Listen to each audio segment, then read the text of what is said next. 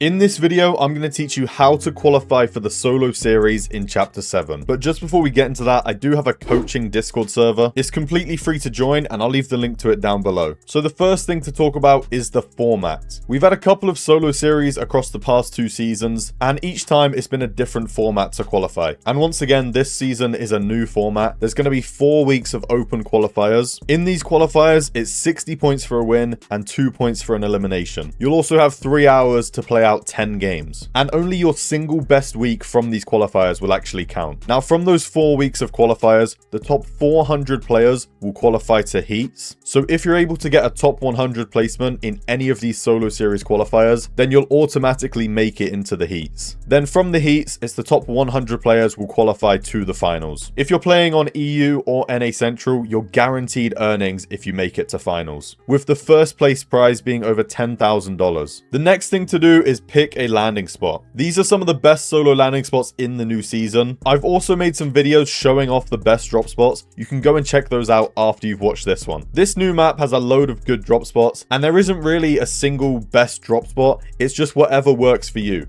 So pick a drop spot that you like, make sure it has like at least 10 chests, and also make sure there's good mats in the area of where you're landing. You don't really want to be landing somewhere with no loot and then you're just shambles the whole game trying to like find some loot, get some mats. Like, just make sure you have a good solid drop spot. Once you've found a drop spot that you like, you should definitely invest in a drop map, especially if you're planning to land here for the whole season. This drop map is really going to benefit you. It's going to make sure you have the best drops and you always land first. The next thing to do is create a game plan. This is basically, what will you do after you land? Where will you rotate to first? How will you play if the zone pool's far? How will you play if the zone pool's on your drop spot? Like, are you going to base up somewhere and wait for the end game? Are you going to go in a certain direction, try and fight people? Like, whatever it is, create a game plan that you like, one that you can stick to every game, and one that is going to help you to qualify for finals. This is what separates an average player from a tier 1 player. It's just having a good game plan and actually sticking to it every game. Because once you create a good game plan, it's like a recipe for success. All you have to do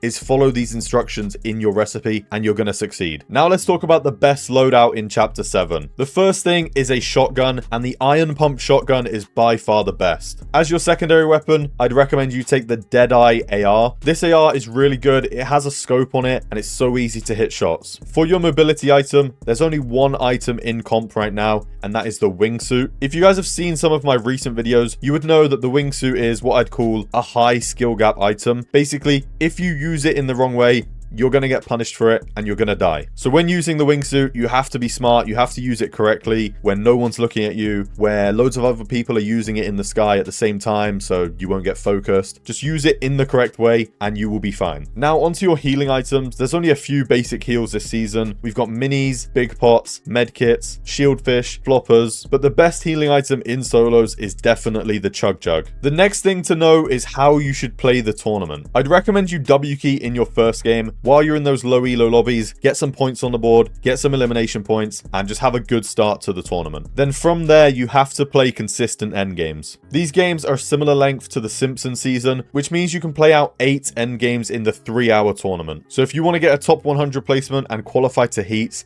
that is what you have to do. The best way to do this is to land somewhere safe, get a good loadout, get your mats, and then play for the end game. Now, the final thing to do is practice. The first way to practice is in scrims. This is just going to be a place for you to practice your drop spot, your rotates, your surge, all of the things that you need to know for playing a tournament. The next thing to practice is 1v1s, whether this is in realistics, zone wars, build fights, whichever type of 1v1s you like to do, make sure you're doing some 1v1s. And the final way to practice is solo ranked. What I want you to do is land at your drop spot, practice your off-spawn fighting if you're contested, then from there, get some loot and just go and W key people. Just go and practice your realistic in-game fighting. You're going to come across a lot of different players and play styles, and it's just going to really help you to evolve as a player. So if you guys follow everything I've spoke about in this video, it's really going to help you. You're going to get some of your best placements ever, and you might even be able to qualify for the solo series. So that is it for this video. Thank you guys so much for watching. If you haven't already, drop a like on the video, subscribe to my channel, and I'll see you guys in the next one.